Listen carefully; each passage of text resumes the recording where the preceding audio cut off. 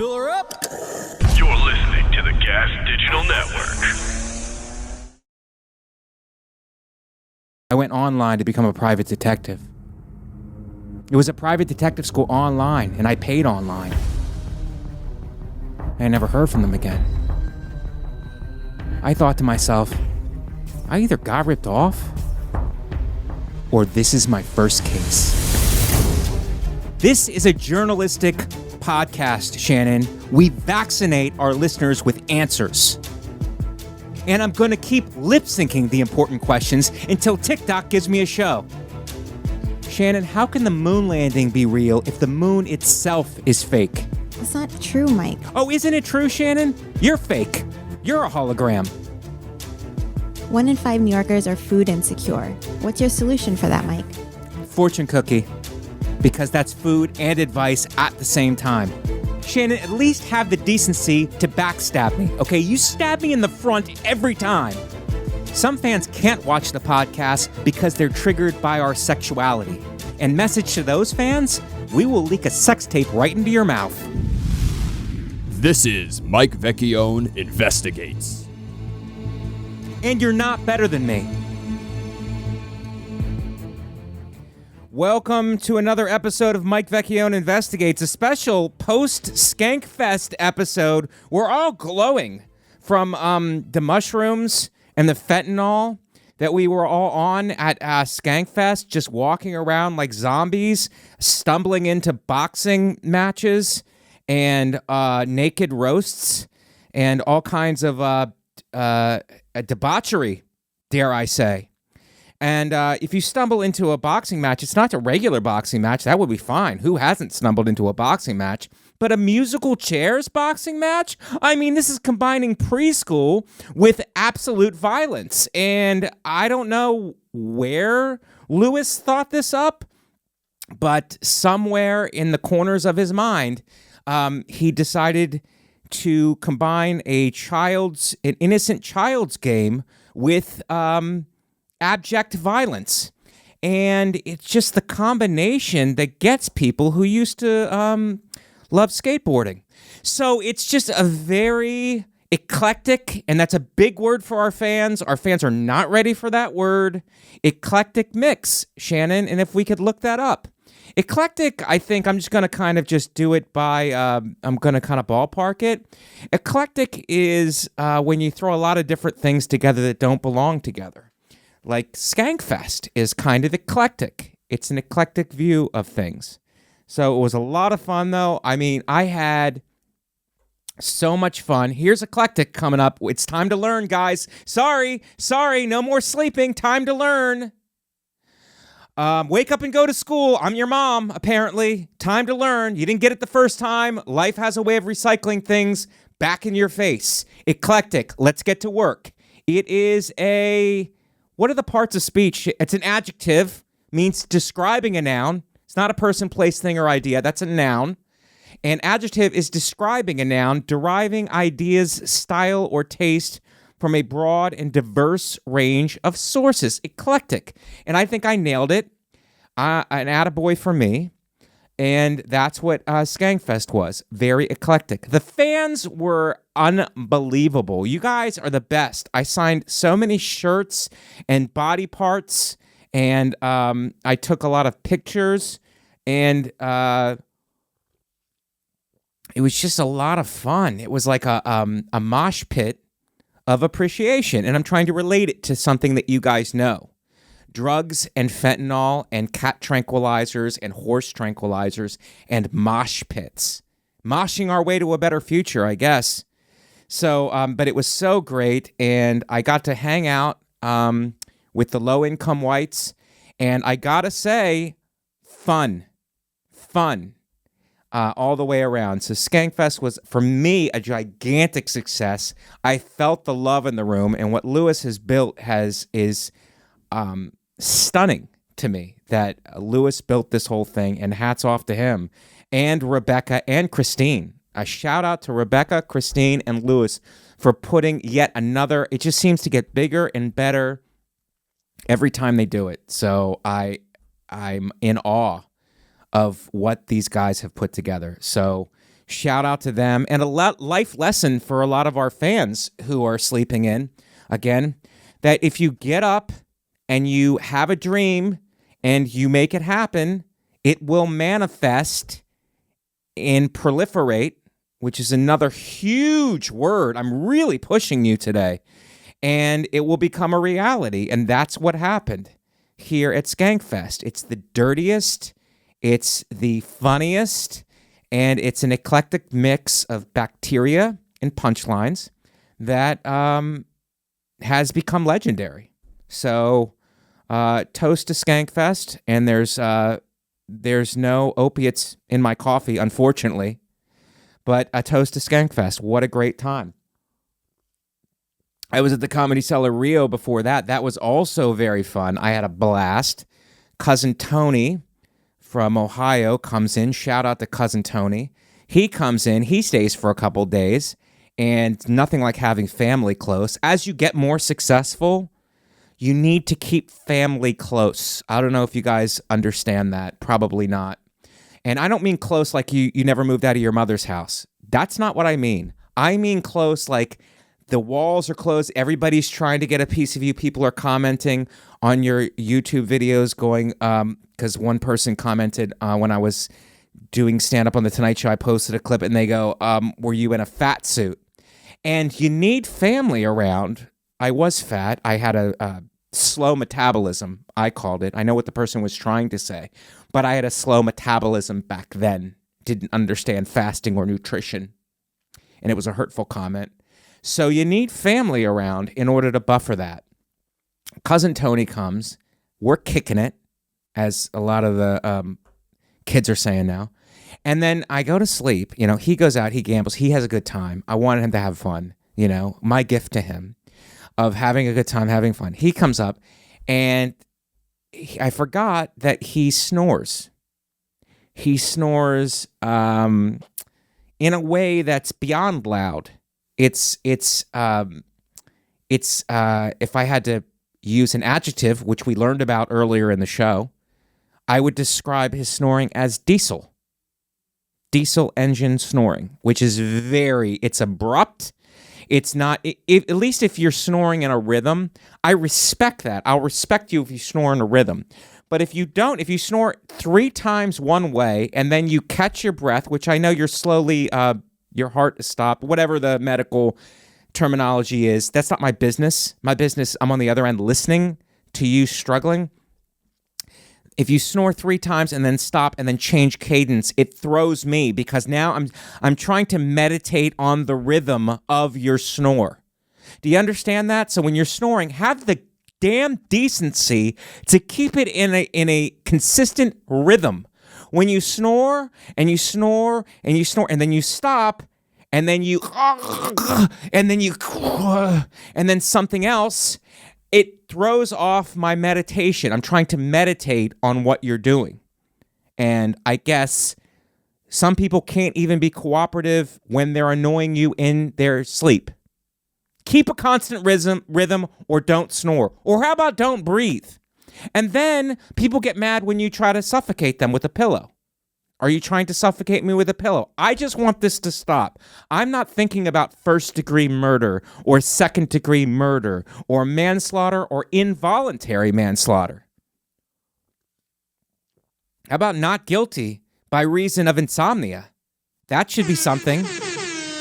Shannon, that wasn't a joke. That was a real policy that I was trying to let our listeners know about. So Cousin Tony snores, snoring heavily. And I got up the next day and I go, you were snoring very loud. And I love the snoring defense. It always is the same thing. Was I? They're puzzled kind of by it. They're like, was I doing it? Was I part of it? Yes, you were doing it. How do I know? Because I couldn't sleep. Why are you sleeping in a way that infringes on my sleep? He said I was drinking. It was whatever. Okay, I'll accept that. And then the next night, same thing, no drinking. So I didn't even bother to say anything. Did not want to sleep shame. I did not want to sleep shame him, which is very real now. You can sleep shame somebody. And I will not do that. I didn't get any sleep. The next sleep I had when he left was amazing. I felt like I was buzzed the next day because I slept so good. My REM sleep was not being waken up by diesel type engine. So but it was great to see family, to buffer and just love. And we went out and had an Italian dinner, and it just was all good that way. But the snoring I could do without. But I also could do without the YouTube comments that I look like I'm in a fat suit, Shannon. And it was hurtful, and I had to defend myself by I never attack the person. Somebody insults me and goes, "You're this or you're that." I never attack back. I attack the problem, not the person. I go, "No, it was a slow metabolism. That's why I was retaining water and sauce and food and maybe a gravy. I was retaining all of that because I didn't know how to eat. I didn't know how to fast. Now my process is down. And the special that I have, which is coming out, a lot of you are asking about it. I'm waiting, but it's all done, and we're waiting to see what platform it's going to be on. So as soon as that comes out, you're going to see a different Mike Vecchione. You're going to see an investigatory Mike Vecchione, a very lean Mike Vecchione that doesn't look like he has a fat suit on. Hurtful stuff. Hurtful. Coming from, I guess, a fan who was watching my stuff. You watch it, and then you feel free to just take shots at people who are struggling with their metabolisms. And so that's what I have to say about Skankfest and the video that I posted, and a lot of the love. There's a lot of love in the videos, and there's also a lot of hate. You got to take the good with the bad, I suppose, even though I don't appreciate the bad. There's no need to shame me. I can't change the way I look on the video now. All I could do is get better, and I am better, and I'm coming into the studio with a fresh haircut, and Natalie and Shannon said nothing to me about it. They looked probably through me, as they don't consider me a man or like any kind of being in any way. And I got this haircut, and I was pretty proud of it when I did it, because I don't know if you guys cut your own hair. I try to advocate for it, because when you cut your own hair, it's like hitting a baseball. It's like when these guys hit a baseball and they know it's going to be a home run when it comes off the bat. That's what it felt like on the Clippers. I finished it. I looked at it. I go, this thing is a home run. It's a home run, and a lot of the women are going to be electrified by this haircut. And I get in, and the two women, the most important women here at Gas Digital, the queens of the studio, I show up, and I go, I'm not going to say anything. I'm not going to say anything. I'm just going to let the compliments and the love roll in. After that fat suit comment, I could really use a pick-me-up here. And I come into the studio, and it's just... It's nothing. It's just it's just that silence. Can I defend that? So I don't know how Natalie feels, but I feel that your hair is always on point, and it just always looks good. Yeah, but Shannon, do you see the sides are shorter, and the fade is amazing? Dare I say amazing? And it's like, no one bothered to go, hey, what a great fade. What a great cut. And it's a post-Skankfest cut. The fade is amazing. Shannon, it sounds forced. It sounds forced now. And Natalie saw me on the street, and I was on the phone, but she should have interrupted my call and shook me like a baby and just been like, it's great. I didn't want to interrupt. You didn't want to interrupt the phone call that I was having. I was having a very important phone call. And so Shannon and Natalie, I have to open it up to you. How was your Skankfests? This was my first Skankfest. I had never Wow. been. Yeah. And how did you come away with any STDs? No. Okay, good. I have a cold or something. But You have some, at least you got some kind of a bacterial infection from it. definitely. Because you haven't been skanked up unless you come away with some kind of scars. Yeah. No complaints, though. All worth it. Was it fun? Yeah, I had an amazing time. Did you do fentanyl? No. Okay. Anything crazy that you could tell? What was your perspective? Where did you stay? Like the hotel? Yeah. I was at the Golden Nugget. Yes. Me too. I Really was at nice. the Golden Nugget. I It was ended up with a very room to nice. myself, which was really nice. What? Yeah. How did that happen? The girl I was supposed to be staying with ended up getting an Airbnb with her friends. That's what So- Amanda Knox said. I gotta watch you, Natalie. You have an Amanda Knox quality to you where it's like, I think you're a good person, but you are capable of killing.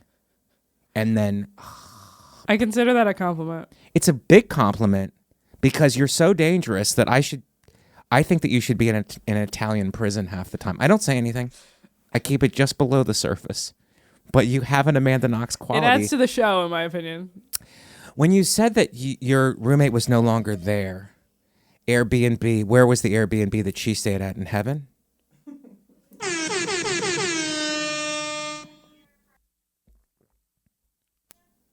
That, you know what, Natalie, good. It's better not to respond to my questions. It's better not I to saw her. Plead the fifth. I saw her during the fest. Amanda Knox? No, I wish. Was she doing boxing, musical chairs boxing? Yeah. I mean, she that would was- be a She good- was the pinata. I mean, for her to win it back, that would be good if she came to Skankfest. If she came to Skankfest, I would be like, oh, she did do it. She did do it. But Amanda Knox, is that your hero, Natalie? I don't know much about her, honestly. Well, she is accused of killing someone in Italy when she was having sex with her boyfriend. Oh, it's so dirty. And she was having sex and then accused of killing another girl. Do you That's think she not did it, Natalie, Shannon? But she didn't do it though. I don't think she did either. Yeah, so it's like she had to go through years of people calling her a murderer when she was actually innocent. By people, do you mean Italians? Yes. Shots fired, Shannon. I was just in Rome. And you knew that. And you went after Italy. Did you see the documentary, Shannon, on Amanda Knox? I don't think so. I've listened to like a podcast about her. Well, it's like there was a guy who did it. Mm-hmm. I mean, the guy who did it, it was completely obvious that the guy did it. He had a criminal record. He went to the bathroom and the toilet. He left it. It's just like he was there. He absolutely did it. And the police investigator that they did the interview with on the documentary, I researched it actually, Shannon, because I care about women's rights. Not like you guys. And the police lieutenant, he sounded narcissistic, like he was like he drummed the whole thing up. You know what I mean? Like he knew, like he just was like forcing evidence on where it didn't belong. It's like obvious who did it, but like this guy wanted to make a name for himself somehow, and he did. It's international, but it's like now it's a thing where the normal person goes, oh, maybe she did, maybe she didn't, but like it's obvious from the documentary, which is how I judge trials, by the way. It's the most impartial way to judge a trial, by a documentary. And for those of you going, oh, no, Mike, you have to be impartial. It is impartial. It's a documentary. And he just felt like, he just looked like he was so full of himself. He was like smoking a pipe or something. And it's like, God, I see what happened here. I see exactly what happened. This guy put it on, and it's probably because she's an American and it would make international news, and this guy would be a big celebrity. And that's no way to conduct justice. Maybe the Italians need to learn that. So I'm pro Amanda Knox, Natalie. And you remind me of a young Amanda Knox, capable of murder, having sex with multiple men, and tempted to kill any of your rivals, but not doing it. And then ending up in an Italian prison. And I always thought that in an Italian prison, the food is probably better than normal restaurants in America. I've always said that. So if you're like listening to this podcast and you go, Mike, you've said that before. I'm saying that I've always said it. Does it look like I'm in a fat suit now? No. God, you make me so frustrated sometimes, the fans. All right, guys, I want to take a second to talk about our friends over at rockauto.com. Ever have a friend that has a guy? Nobody can find something, but your friend has a guy? Well, I've got your guy for auto parts, and it's rockauto.com. They've been in business for 20 years, and while every other business in this country might be raising prices or low on stock, when it comes to auto parts, you've got a guy. I'm telling you, RockAuto.com has the auto parts you need in stock at reliably low prices. If you've got a used car, it's probably appreciated in value. The car market is hot, which is why now's the time to keep your car well maintained. It feels good knowing you're driving a reliable car, and RockAuto.com makes it easy with every part you need at low prices. So go check out RockAuto.com if you're looking for auto parts. Rock Auto is your guy. Everybody needs a guy. RockAuto.com is reliable, guys. They're there for you. They love you, and we love them. It's a little bit of a love triangle, I guess. And let them know we sent you. We want credit. We want you to get the auto parts you need at the best possible prices, but we also are big on getting credit, the narcissists that we are. At checkout, yell at them. And I know about this from Mike Vecchione Investigates. There's a box to put our show name in so that we get the credit for it. Once more, guys, that's rockauto.com. You get the auto parts you need at the best possible prices. We get credit and can continue living our lavish luxury lifestyles, going on vacations every 2 weeks to some islands where Shannon follows me. But that's got nothing to do with rockauto.com. They are in business for you. They're your guy. Once more, rockauto.com with all the auto parts you need at amazing prices. All right, guys, let's get back into it. Anyway, Shannon, did you stay at the Golden Nugget? We'll talk about your Skankfest experience. I did stay at the Golden Nugget. I did have a roommate. Oh, my God. Were you tempted to kill her like Natalie? Towards the end, maybe. Yeah? Because we spent a lot of time together. We're not sleeping. We're not eating. So, like, For our male fans, did you shower together? No, we didn't. Okay. I will say that Was there a pillow fight where feathers went all over your naked bodies? For our male fans. We need listeners. No. Okay. I will say that the drainage... Was there anything provocative about it, Shannon? No, there's nothing provocative Our about fans my whole- come up to you and they've said you're hot. You're more than hot. You're talented, but they're very like struck by how pretty and beautiful you are. So they were like coming up, and it's like anything for them in the living situation. What's your in a hotel? What do you do? Do you just lay on the bed? I get naked and put everything in the bathtub because of bed bugs, which has a sexual element to it. Right. I do check the corners of the bed before I lay on it. Oh, I'm sorry. I was thinking of your podcast. No, I do. I lift the sheets up because you, as a fellow bedbug survivor, right. You know that you'll see the little drops of blood if you don't see like them themselves in the corner of the mattress. Right. So I always just lift up the sheets, check the corners of the mattress before I lay on it. And I did do that, and it was safe. It was safe. Mm-hmm. Did you do the other psycho thing that I do, which is put an iron on the bed, turn it on? That's from Tammy Pescatelli, by the way. Shout out to Tammy.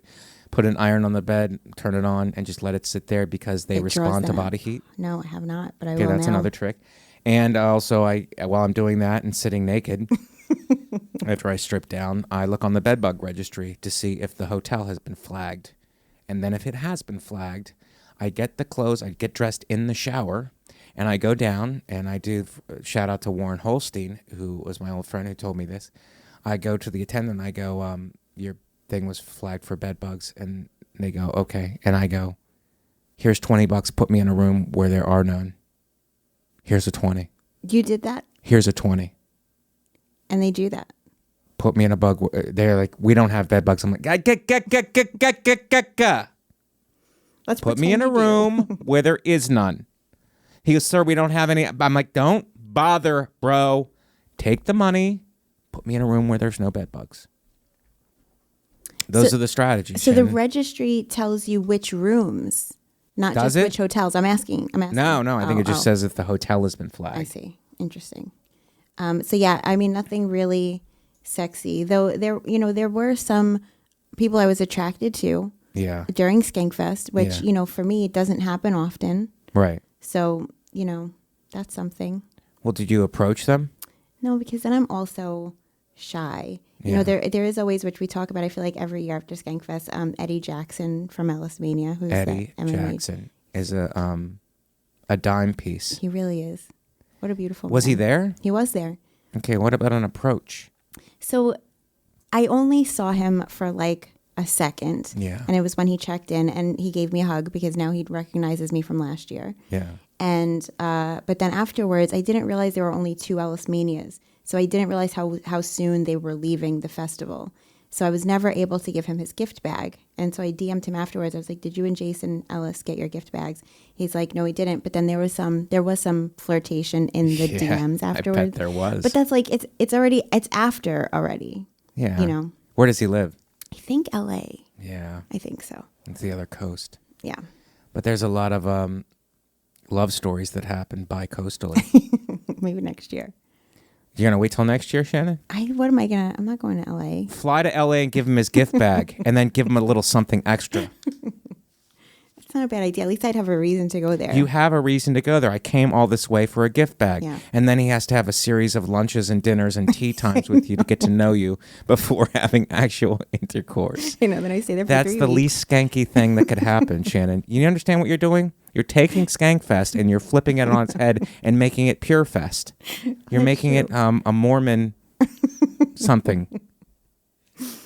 That's true. But I will say overall, this is, I saw the least amount of shows this year, Yeah. but I feel like I got the most amount of like love from the fans there. Everybody was so sweet. They and love you. They were amazing. Like this year was crazy. And I feel like just that on its own, like makes the whole thing worth it. How awesome everybody was in passing. They love you. And they, I have to point something out though, Shannon. And it's weird that you were going to fly to LA to give Eddie Jackson his gift bag when I myself did not get a gift bag. Hold on. And you said nothing about it. That's to not true. me. No. You said nothing. Oh, we don't have a shirt available. Oh, the Yo Kratom isn't in it. Let's wait till we get the Yo Kratom. And then I never get the bag. Every year it happens. Oh, the can openers that we were going to give you, we ran out of them. You're creating something not real right now. I'm creating something not real right now? Because I'm creating a narrative, Shannon. Yeah, but it's the wrong it's narrative. a truth narrative. It's a shot of truth serum that you're not prepared to take right now. No, Because you're caught up in your sexual fantasy of flying to another coast and having a series of brunches and salads with a man until he can and get inside of you. And I can say that in a very clean way because the vagina is a place. The penis is a thing, but the vagina is a place. And you can go to it and you can get directions there.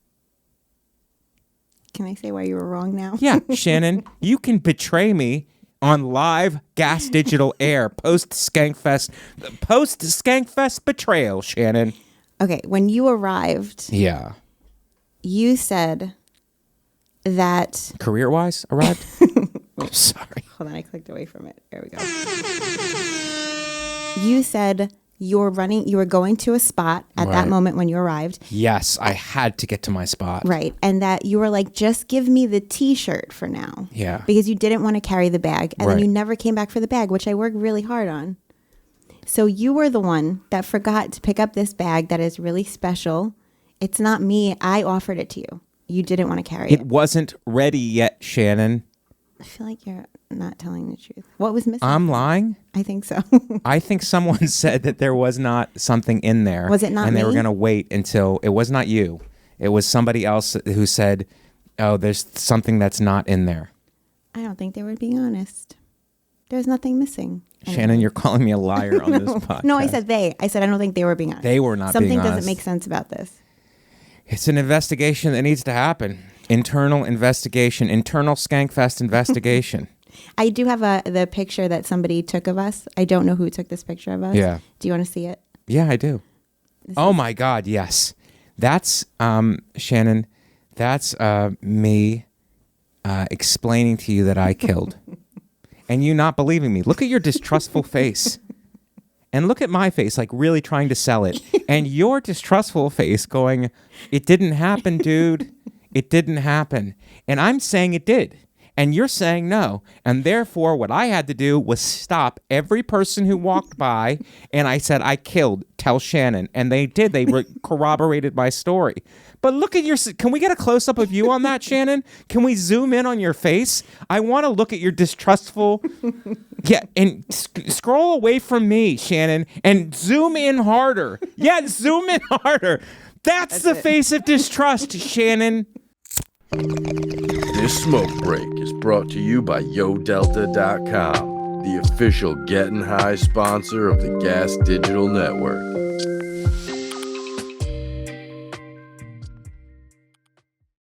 Look at that. Oh my God. You have such a beautiful smile, but that smile that you're giving me, Shannon, is fake. It's fake. You're just humoring me. I see it now. Shannon, give me one more close up, please, because I'm going to critique this. Oh my God. Look at your distrustful eyes. That's the look of a woman who's not taking a man seriously at all. Some might say skeptical. Is that too big of a word for the Skeptical is a audience? huge word. Natalie, you're rocking the fan base who doesn't have a job and living off stimulus checks. The low-income whites are reeling right now. Shannon, that's very skeptical, as Natalie put it. It's very skeptical. Our Amanda Knox nailed it. She probably killed her roommate at Skankfest. It's going to be pushed under the carpet because murder is not real at a festival like that. And she pointed it out. You did not believe that I did well at these shows. For those of you listening, write Shannon. Slip into her DMs and say, Mike killed. Mike did great at the shows because Shannon wasn't in there and she doesn't understand the electricity of a live performance. And I affected people, Shannon, and I affected their lives. And you didn't believe me. I'm sure you did, Mike. No, but that picture says it all. That picture is worth 1,000 words, Shannon. And the 1,000 words that you had on that picture where I do not believe you. And it was insane. Also, Shannon, I have to tell you this. I told you this at the fest. I stayed at the Golden Nugget also in a fantastic room. And in the Golden Nugget, first of all, I transferred from the Rio Hotel to the Golden Nugget from Thursday to Friday. Friday morning, I packed up my bags and I bought waters because I don't want to drink water out of the sink like a pedestrian. Also, person. Vegas water was gross. It tasted really gross. It just, even if it's not gross, it goes through the pipes of the casino, and then drinking that is a gamble. Wait.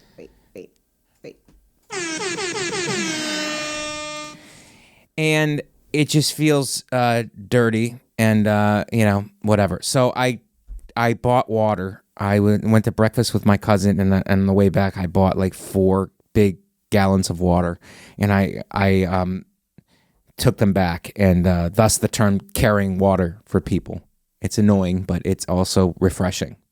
So I had the water, and then I had water left. So I packed up my bags. I didn't pack enough clothes for a week, so I only bring a carry-on. Anybody who knows me knows that I do not check luggage. I will only carry a carry-on on no matter what the situation. So I pack up my bags, get the water, and I go to a laundromat. I take an Uber to a laundromat, and this laundromat was, it's called the Wizard of Suds. Maybe you've heard of it. It's a catchy name, and I'm like, what a magical place to do your laundry. I figured, Wizard of Suds.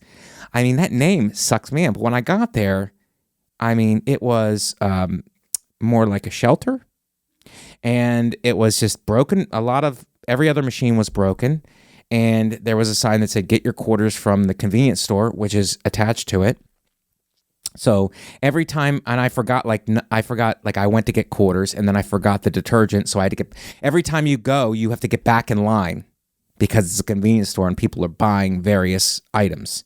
So I go and I get my quarters, and then I forget the detergent. So I get back in line and I get the detergent, which is overpriced.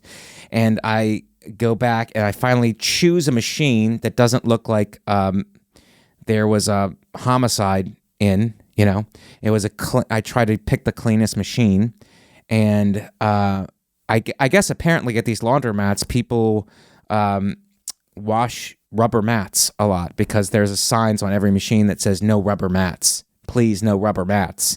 So rubber mats must ruin the machine, and a lot of people must try to wash rubber mats. What would you use a rubber mat for? I was a wrestler, so I would have to say yoga or wrestling. Ah. Got it. I was thinking maybe the thingy in the car, like in the front by where the gas. You are probably correct, and I'm wrong because I don't own a car, but I do practice yoga, and I was in wrestling, so I'm probably wrong. You're probably correct on that, Shannon. Okay, thanks. Yeah, the rubber mat thing. But they were very clear about no rubber mats. Maybe that's why every other machine was broken. Wizard of Suds. Use some magic. Click your heels 3 times and get the machines fixed. Anyway, I washed my clothes, and I had to do it in a bathing suit. Because when you wash clothes, you have to get all of your clothes washed. So I wore my bathing suit in order to wash my clothes. And I have my backpack on because I have all my money, because my bathing suit doesn't have pockets. And if your bathing suit does have pockets, you're a nerd, because you're not about having really a lot of fun on the beach or in the pool. If your bathing suit has pockets in it, it's ridiculous. You're making a mockery of a good time. So there's no pockets in my bathing suit, obviously, because I'm fun. And I put all of my money and cell phone in my bag. Now, I don't want to leave my bag out, so I put my bag on like a backpack. I put it on, and I'm doing my laundry, and I have 4 bags of water. So it looks like I live at the laundromat, essentially.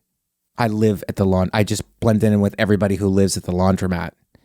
And I dried my clothes, and that was pretty gross. And I went to the bathroom, and there's a sign on the bathroom that says 1 person at a time, which is never good at a laundromat. And the door's not opening, so I'm thinking, there's somebody in there. But after several minutes of waiting and trying the door again, I realized maybe there's no one in there. So I go out back to pee. I will pee outside if pushed. I don't prefer it. I'm not feral, but I will urinate outside if I'm pushed. But I go to urinate outside. I figure and then I noticed that on the building next door, there's cameras. But maybe I pee and it goes viral, and then my career things can happen in different ways now. If I'm caught peeing and then they go scumbag pees at laundromat, and then it's like, let me check out this guy's comedy. That could be the wick, the beginning. Or it could be the other way around, where when you do become famous, then they're going to be like, oh my God, that guy looks familiar. Looks like the guy we saw peeing in the alleyway. Let's release that video now. And they release it after you're famous. Yeah, and that only ups my brand. It depends, because I would lean into it. I'll be like the urine guy, and after every joke, I'll turn around and pee. I wouldn't pee in front of people. That's rude. It's a family show. I would turn around and pee, and they're like, he's doing it! He's doing it! Forget my jokes that I've been working on for 22 years. He's doing it now! It's the pee outside guy! It's the pee outside guy! So I noticed that there was cameras, and as a, career criminal, I put my privates back inside my bathing suit, and I go back and I march myself back into that laundromat, and I try the bathroom door again. It does not open again, and I go, oh, something's up. Somebody's either having a baby in the bathroom of the laundromat, or the door is just locked and it's not open for business. So I wait in the line again to where I got the quarters and where I bought the detergent. I wait in another line in order to ask the guy, because if you cut people in that part of town, I imagine that you will get cut with a knife. So, and the worst is getting stabbed when you have to pee. Because it's like, I'm being stabbed, which I'm trying to deal with this, but I also have to go really bad. And it's just it's tough to mediate that. So I'm waiting in line, and I go, is there some issue with the bathroom? I can't get in it. And they go, oh, it's a key. So he hands me a thing that's, they in gas station, I know a lot of you don't leave the house, but at gas stations, they have a key, and then they attach like a big thing so that you don't forget to give it back. And this was like just a big I think it was a rubber mat. I think they attached a rubber mat to it because the machines say no rubber mats, but they attach a rubber mat to the bathroom key to let you know, no rubber mats here, rubber mat at the end of the key so that you'll remember to return it. And I thought that was odd. But at this, our fans get it because they're low-income whites. But at this place, which is full of low-income whites, I go, this is how they do it. And I took it. I go to the bathroom. It always gets me when there's bugs in the bathroom. It's like some kind of like a gnat or a mosquito flying around. It's like he lives there. That's his what do you call it? Not climate. It's his ecosystem in that bathroom. So I pee. I wash my hands really fast, and then I got out of there quickly because I had the key to you understand the responsibility of having a key to a gas station bathroom is you're responsible for that bathroom. I didn't want one of the other low-income whites to slip in that bathroom. Then I have the key, and I'm responsible for what happens with the other low-income white in there if he decides to set up camp and make his home in the bathroom. And that's on me then. So I ducked out of there real quick because I don't want somebody, somebody catches the door and go, oh, can I just get in? And it's like, no, because I have to go to the front counter again and let them know that somebody else is in the bathroom because the front counter at the laundromat is like the government. I know Dave Smith is probably having a heart attack if he listens to this, but it's the front of the convenience store is like the government of the whole laundromat, and it's like somebody slipped in past me, and should I let them in, should I not let them in? So I'm going through that whole scenario in my mind after I relieve myself, after I do a number one, and I come out and there's nobody there, so I slam the door really fast. And then I rush back up and I wait in another line. This is the fourth line I've waited in at this convenience store now to return the key. And it's so funny because I asked the guy, I go, is there a key to the bathroom? He goes, there's two guys up there. He goes, yeah, the guy at the register will give it to you. And he's just kind of floating back there. And so I wait in line and get the key. But this guy could have just given me the key. He was just floating around back there. But instead, he makes me wait in a line to get the key, which is a double F you in the face. So I take the key, I go back, I make sure the door's closed, and it locks by itself, obviously, and I go back up, I wait in another line, and I give the key back. So mission accomplished there. Then I got my clothes, and I was trying to get out of there early, so you know how you check your laundry to see if it's done before it's done, and it wasn't. It was still damp, and I was like, tried to cheat the system, and there's no cheating the system when it comes to laundry. So I kept it on, and then I did my foldings, and I repacked my bag, and I'm like, let me get the hell out of this 8 Mile, which is what I felt like I was, something that Eminem would rap about. And Mom's spaghetti. And I waited for an Uber, and I was like, just floor it. Get us out of here. Get us out of this low-income area. And it's, it was the low-income Wizard of Suds laundromat, and next to it was a barbershop. So I go, oh my God, this is, how some things line up in your life? You're like, this is a miracle. I'm going to do my laundry. While my laundry's being done, I'm going to go over to the barbershop, and I'm going to get my hair done. And then there was a pole dancing place across the street. I'm serious. There was a pole dancing place across the street. I'm like, and then I'm going to go look at beautiful women do pole dancing for free. I mean, what an afternoon. Some of these plazas are designed for you to have a great afternoon. And that plaza seemed like it was designed for a great afternoon. Go get your laundry done. Go get a haircut while your laundry is being done. And then go watch beautiful women act like whores, but still have respect for themselves because it's not stripping. It's exercise, apparently, is how they justify it, and sleep at night. So, but they're doing a whorish activity, but to burn calories, not for money. They're actually paying money for a pole class. It was a pole class, not a strip club. Pole dancing. Got it. It was to learn to pole dance, but where... You could watch it. No, you can't watch it. I was going to do it anyway.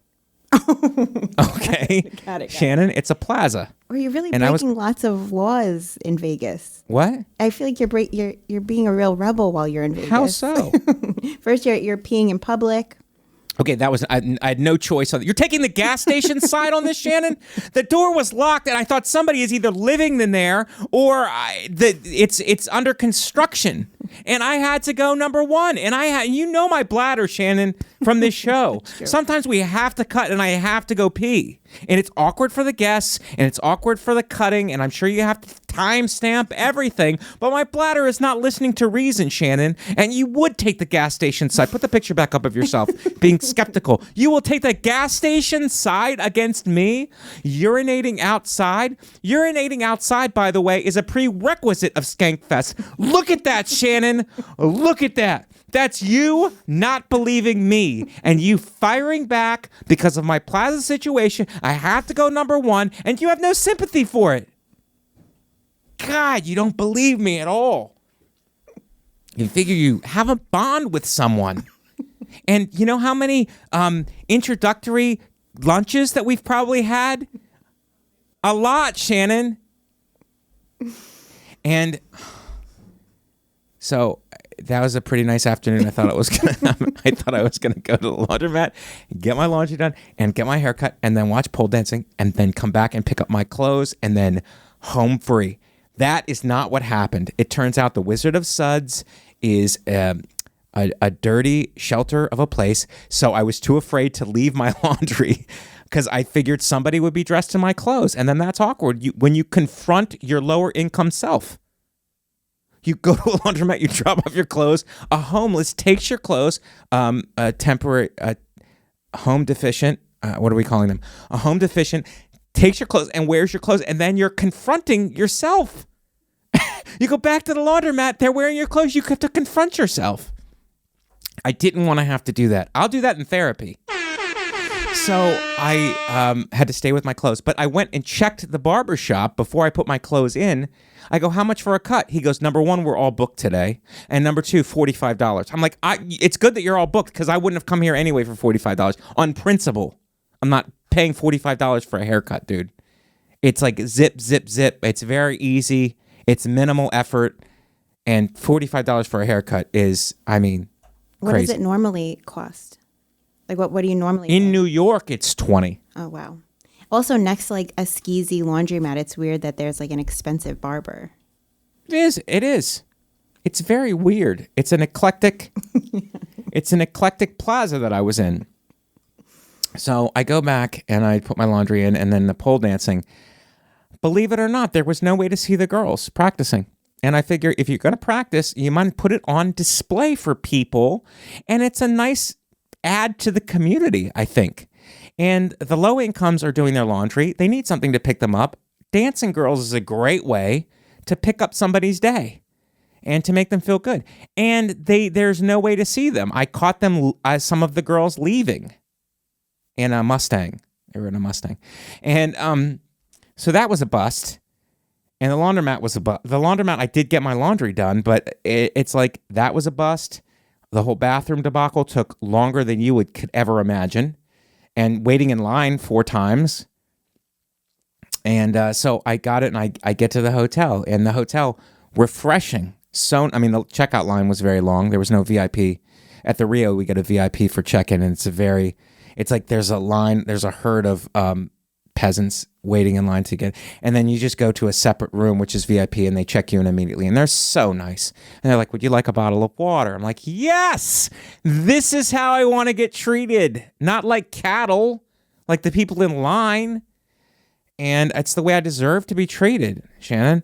And but in the Golden Nugget, there was no VIP line, so I waited in line, and I talked to a guy who's a fan, and he was very nice. I'm like, it's going to be good. I check in. The room is beautiful. Great room. And so that was a lot of fun. And then, so the first day, unbelievable. Great. I get a shower to wash the Wizard of Suds off of me, wash the laundromat off me, and I go do a show. And then someone doesn't give me a gift bag. And I go to the show, and I perform my ass off. It was a great one. Mm-hmm. I come back. Now, what happens is at the hotel, there's 4 coffee pods. Do you guys have coffee at the hotel? in the room? I'm not a coffee drinker, so Yeah. I don't think so. Though I didn't have a refrigerator in my room. The water kept backing up in the shower and in the sink, which I saw other people post about that also. Right. So maybe you were. Oh, weren't we in the same wing, Carson? No, I wasn't in Carson. So you were in a fancier. We didn't tower. have those problems at Rush in the Rush wing. Anyway, I'm on like a high floor, like a 27, which is very high. I was 15. Oh, you're 15. Anyway, nothing was backed up, but I did have I had a refrigerator and 4 pods of coffee. 2 were regular, 2 were decaf. I drink them both the first day. The next day I call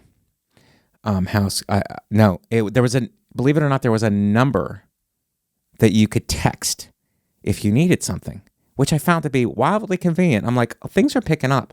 The Wizard of Suds stripper pole barbershop, overpriced barbershop, that is over now. And I'm working on this in meditation, like dropping stuff. Just like, how long are you going to dwell on it? Let it go. Let it go and be ready for the next thing that happens, because it could be pretty good. And this was very good. I drink the coffee the first day, and all that's left are the decafs. So I text this number. I go, hi, I don't need the room cleaned. What I would like is 2 more coffees. I'm actually very efficient with my towels. I do not believe in using towels when you don't need to use them. I use 1 towel most of the entire time, at least for a couple of, yes, I use 1 towel, Shannon. I never reuse a towel.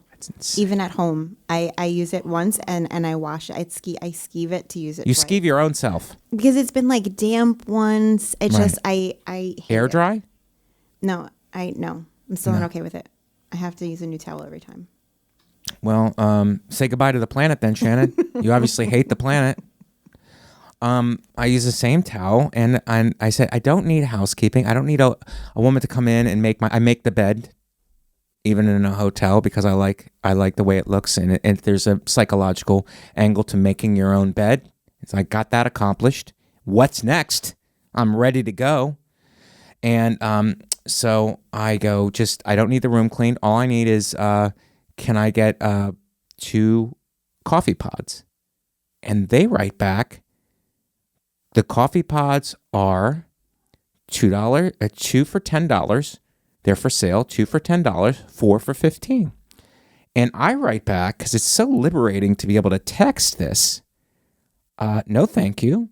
I would like them complimentary. And then I wrote, I assume that if you're cleaning the room, you would put more coffee pods in.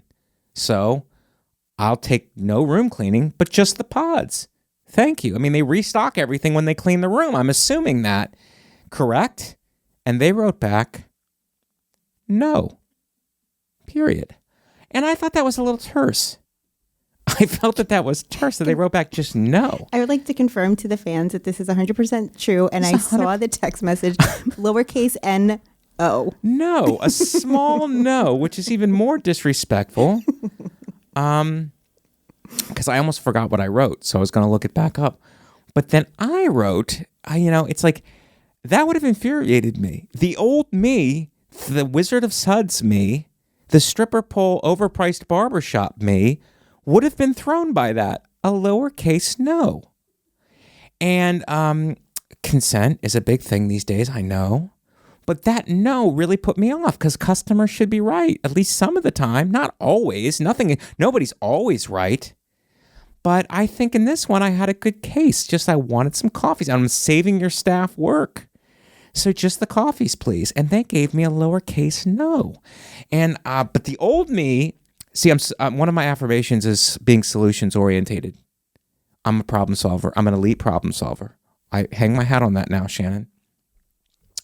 So I go, let's not get thrown by this. Let's stay present, which is a big part of my breathing practice, and let's play chess. Everything is a negotiation. They gave me a hard no. Instead of shutting it down there and writing a letter to somebody, let's counteroffer. So I go, how about you bring me 2 caffeinated pods, and I give you the decaf pods. All I really want is the caffeine, not even the coffees. So just bring 2 caffeinated pods, and I'll give you the 2 decaf pods, and we'll call it even. And then they write, we've notified housekeeping about your issue. And you know when somebody takes a step backwards, you're in a pissing contest because you can't find the bathroom isn't open at the Wizard of Suds and you have to urinate outside.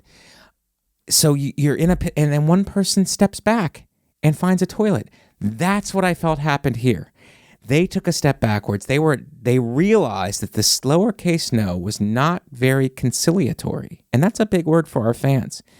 Our fans are reeling, and it's a conciliatory. And I go, let's see where this goes. And I leave. I go downstairs to talk to Justin, who's in the pool area with his shirt off, obviously, because it's past 10.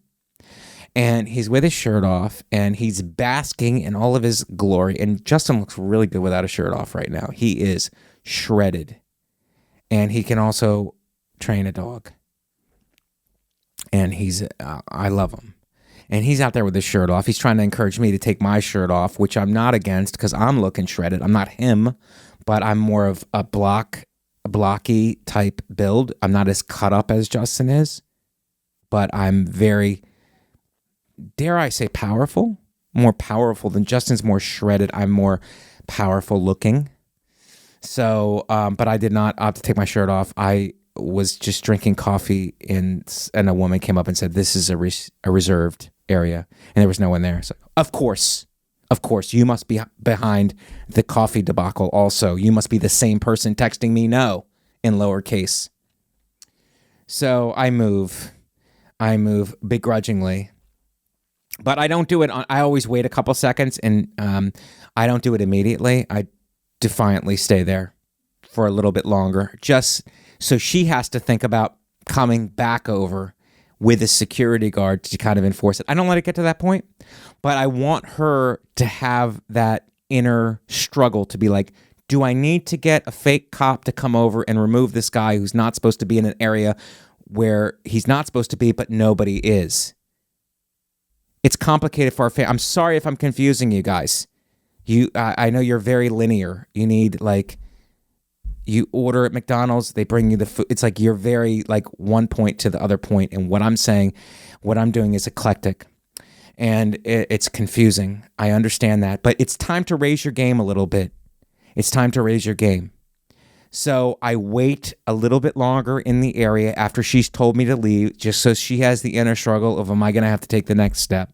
Because that's always a push and pull with somebody. And I wanted her to feel that, because what she did was not right by telling me to vacate the area where I understand if people want to lay down and I'm blocking it and they've reserved it, but I'm not doing that. There's no one there. I'm just in the shade, which apparently infuriated this lady for me to be not burned by the sun. So she tells me to leave. I wait and I see her going through the steps that she's going to have to take because I'm a problem now. But right before that, I leave, and I could see the relief on her face. I go back up to my room. Guess what's waiting there, Shannon? Your coffee. 2 coffee pods. Amazing. I negotiated it. I negotiated a settlement of 2 coffee pods, and guess what else, Shannon? They did not take my decafs. Wow. So I could have actually had 2 cups of full coffee and then 2 decafs and still been fine. Unbelievable. That's great. That whole thing really impressed me. Well, you know what? I wanted to text Shannon. I wanted to text when she wrote, and when the person wrote, and I think it was a she, even though gender is fluid. But it sounded like a no from a woman. To be honest, I've had a lot of no's from women, and this looked like a woman was texting me lowercase no. And consent is paramount now, which is another big word, and not just a studio. Paramount Plus. So she texted me a no, and I wanted to text back, is it because I'm disabled? Because through text, they can't tell. Mm-hmm. And if you lodge that against them, then they're like, okay, I'm going to have a real problem on my hands now.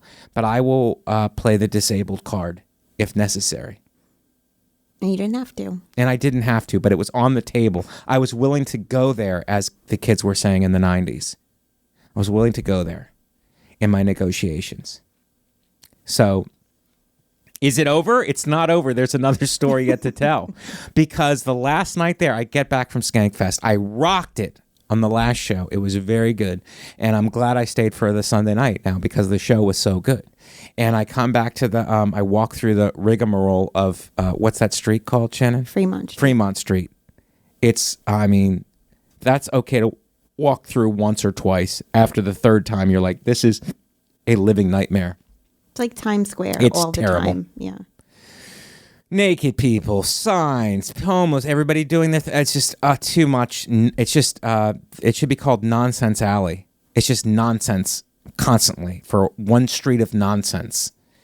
So I walk back and through the nonsense, which isn't that bad on a Sunday night. Saturday night, I couldn't even get through. I had to walk around, which I should have done every time. But I get back and I call I talked to Brett Ernst. He was there. It's good to see him. And I talked to him and he goes, don't forget to call for a late checkout because he knew I was leaving at 3:30.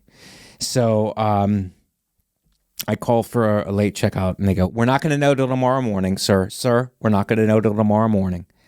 I go, fine. I'll get up early. I get up early. Shannon, before my flight's supposed to be at 2:55, gets delayed to 3:35. You know what I do? What do? I get up at 8. Affirmations, solutions-based. Breathing, practice. I get out of bed, I go down to the gym, no coffee, and I get a workout in. I come back up, I get a cold shower, and I get dressed. By this time, it's 10:45. Checkout is 11. And I called originally when I woke up, and I go, can I get an extended checkout? She goes, sir, we're unable to do that for you at this time. You can get an extended checkout. It's going to be till 1 p.m. and it's going to be $260. I go, 2 hours for $260? That sounds fair. And then there was this on the phone.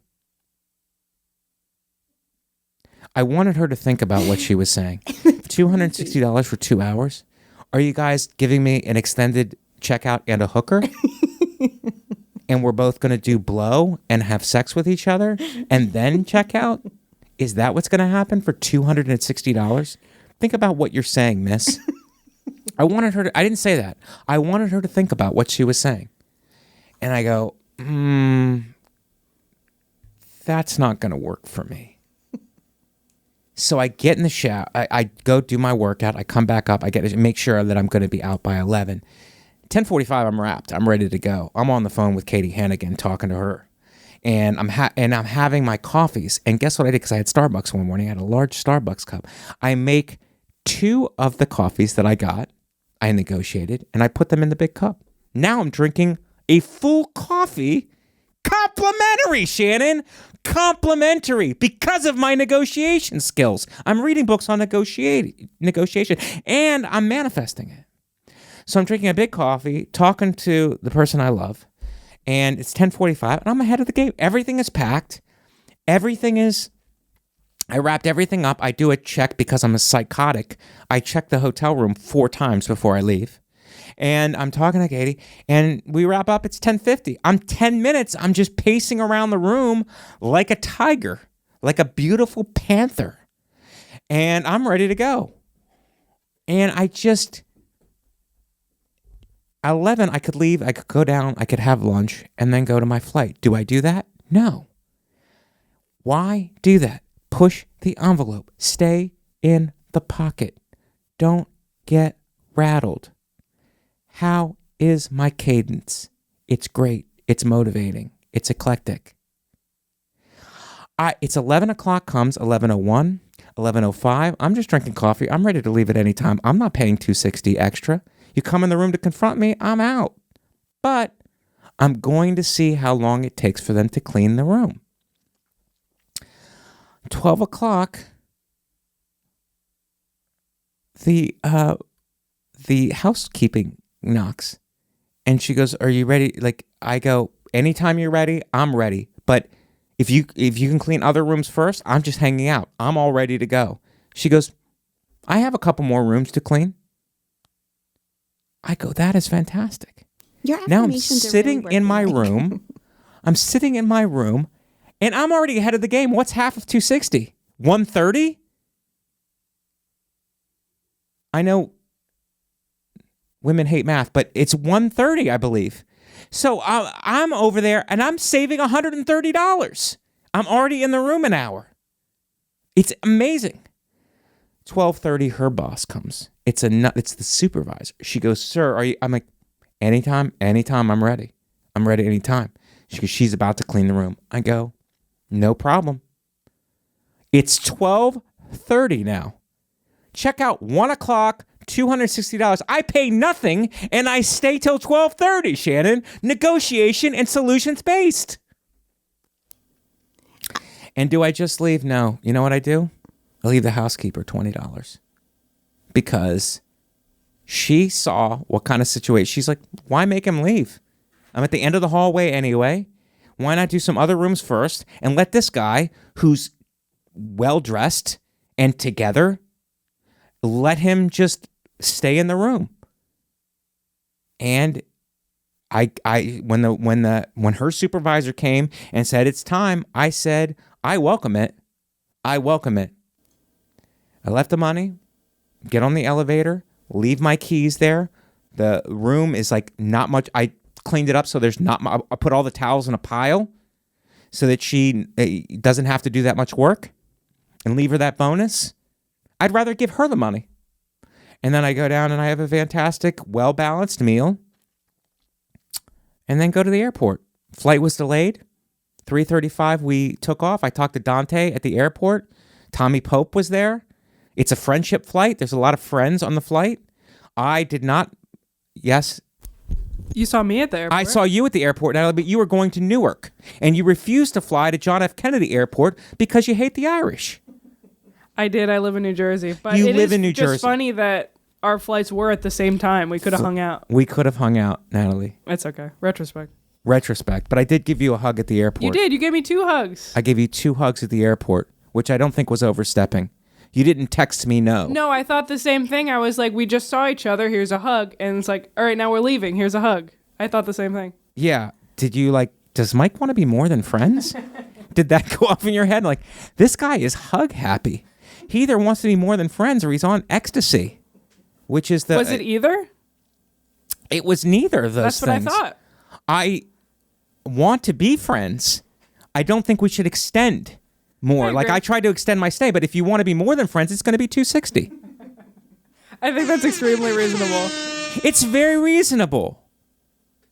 So I give you a double hug because seeing each other outside of the studio, it's like, Natalie, it's like a reunion kind of thing. And I get excited and I give you a hug there.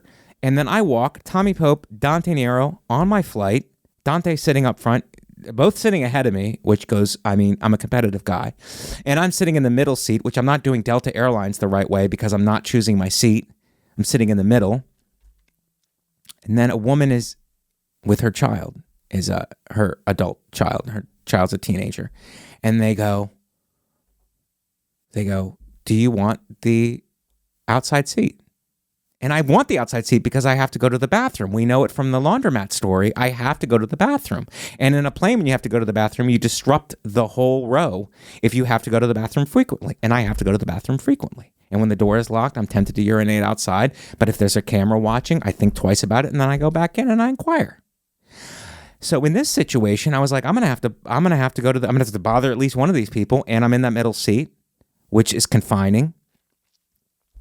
And there's no way out without disturbing someone. And she goes, would you like the outside seat? I'm go, absolutely, I would love the outside seat. It's free back and forth to the bathroom. It's like free trips to the buffet for me, from a bladder perspective, from someone with a enlarged prostate. Free trips to the bathroom. I go, absolutely. So I'm sitting on the end, and I didn't even have to go that much, because of my workout or whatever. I was living my best life. And I'm watching football, and I watched this old movie called An Education. It's a British movie. I mean, there's so many things wrong with this movie. It's insanity. Could you pull it up, Shannon? Because I forgot I watched this movie. But I'm watching this movie, and I'm going, this movie is insane. It's from the 60s, and it's set in England. Did you say uneducation or It's education. An education. An education? I think it's either education or education. It's weird that I don't know if it's education or an education, and I'm talking about education, which I apparently got a very poor one because I don't know if it's or an. I think if it's an, if it's a vowel. Yes, that's correct. An education. Yeah, it's An Education from 2009, drama romance. No. No? All right. It's not from 2009. It's from 1960 something. Okay, let's try 19. I mean, this movie was, I'm not going to do it justice by explaining it, but it's a woman. It's a girl who lives in England with her two parents, and she's at a girls' school, and she's trying to get into Oxford. She plays what's the big one? It's like a violin, but it's huge. Cello? She plays the cello, and it's a girls' school, and her goal, like the father and mother the father's really annoying, and they want her to get into Oxford, So she's outside after school one day, an older guy comes by and offers to give her a ride. She puts the cello in the car and then walks alongside of it in the rain and then gets in the car eventually, and then she lives around the corner, and he gives her a ride home but meets her and everything. He's a dashing older gentleman, and she's in high school. She's like 16. So he eventually keeps showing up and they keep meeting, and then he's like wants to date her. So he goes and meets the parents, and the parents, who are like no to everything, he charms them, and he starts like taking her out, and they're going to jazz clubs, and she's smoking cigarettes and all kinds of and he's like all with the approval of the parents, as he's like this great guy and this is the 60s. So it's like kind of shady what he does. There's another couple involved, another guy and a girl, and they're going out and doing the town, but she finally figures out what he's doing. He steals art. He's stealing art, and he's like also pulls up and he's talking to these African-American people, or they're not African-American, it's in Britain, so they're just what are African British people called? Afro-English? Maybe? I don't know.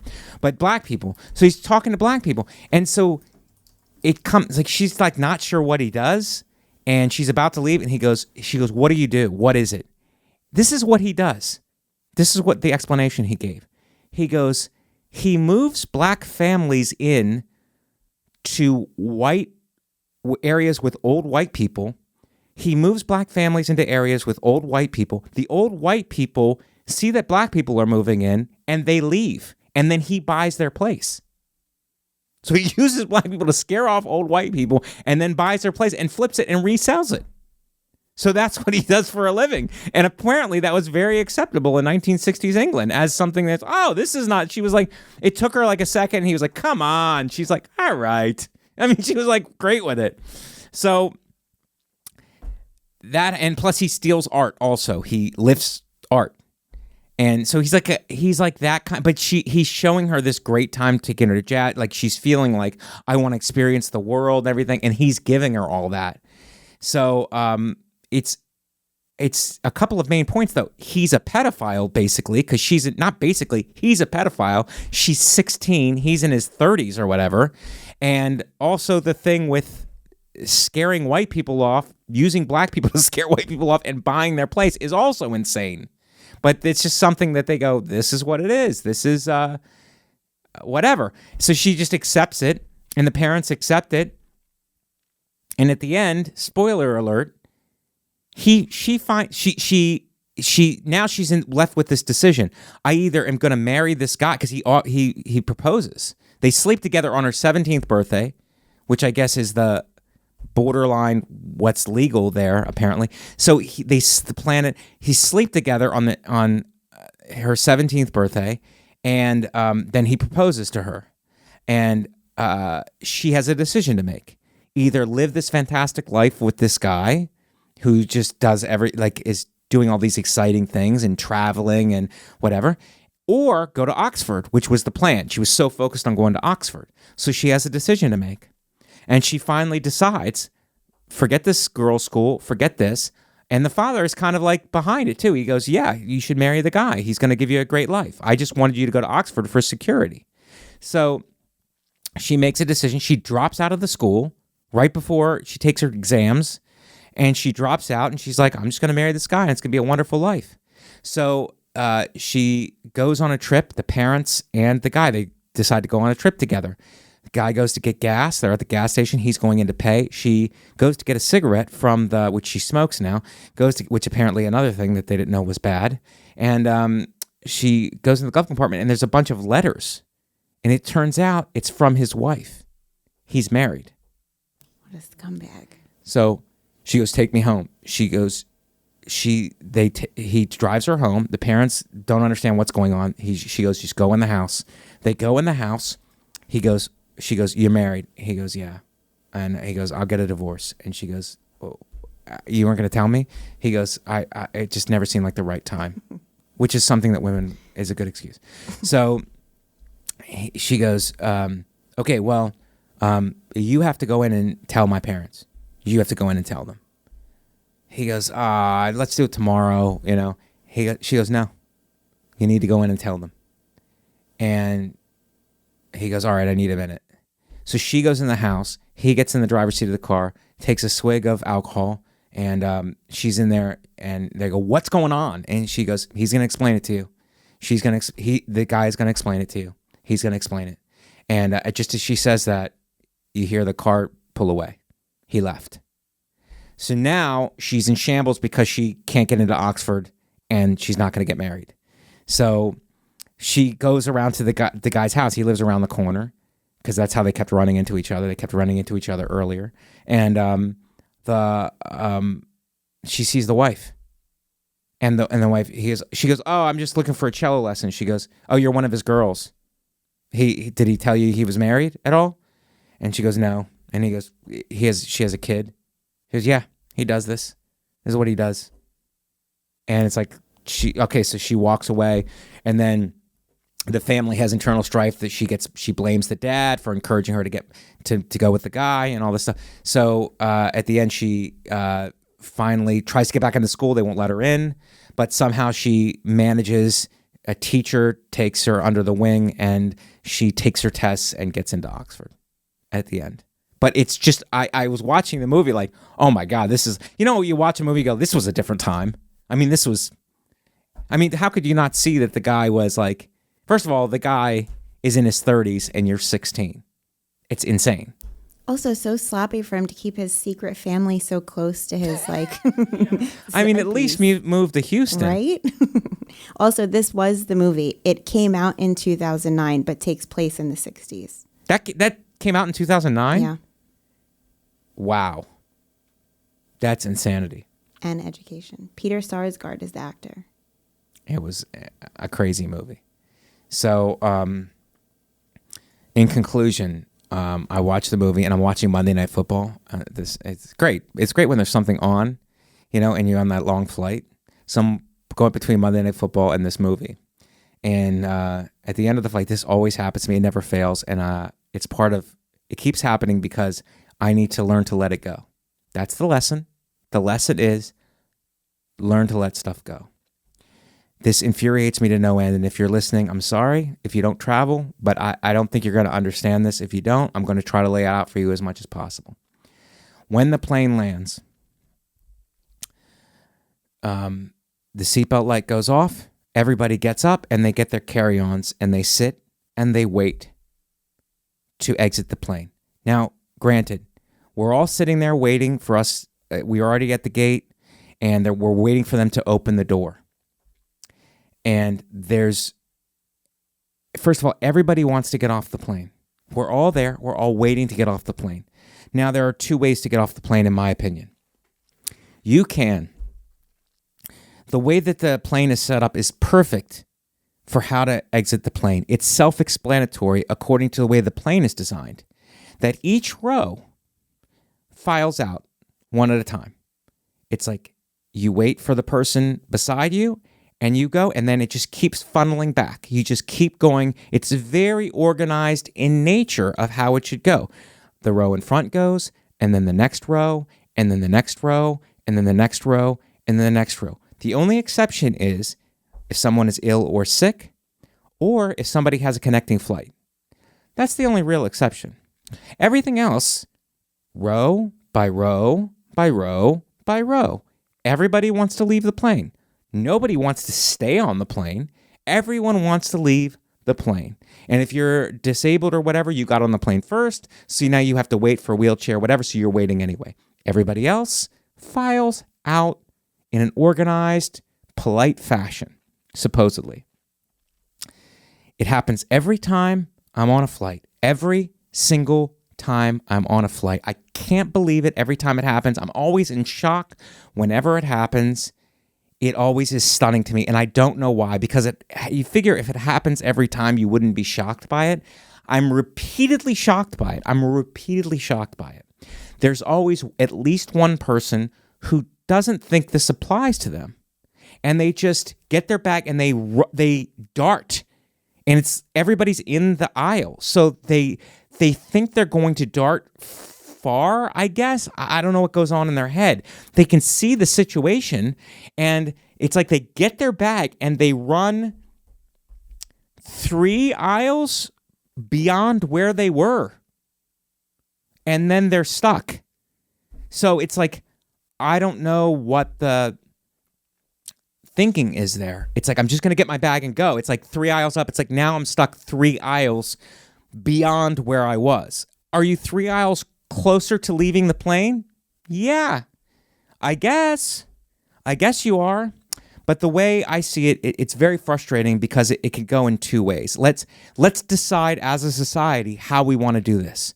We can all leave in an organized way and kind of look out for each other. Do you need help with this bag?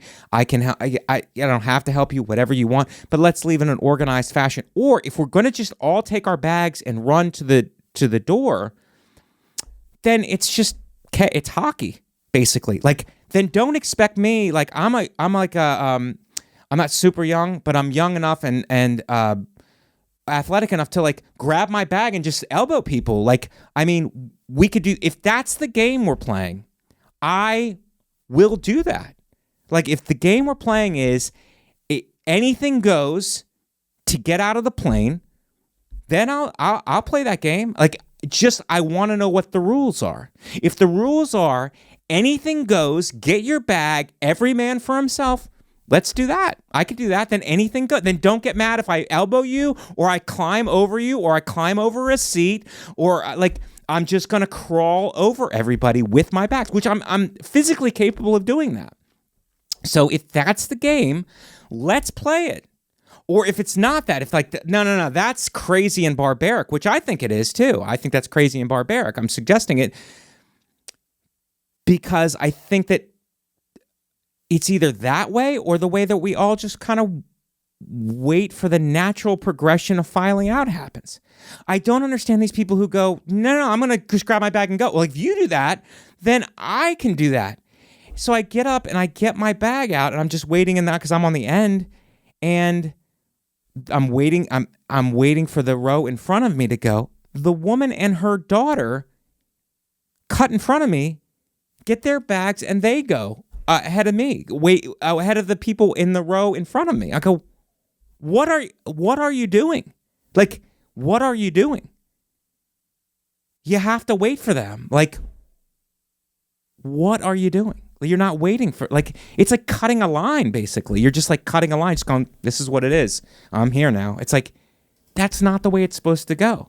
And it's starting to get to the point where it's like, I'm walking out of the plane. I just don't understand the psychology here. I just don't understand that. And then it goes, no, you got to let it go. You got to let it go. This is just what it is. It doesn't seem like you've let it go, though, Mike. I haven't let it go. I'm not sure how to...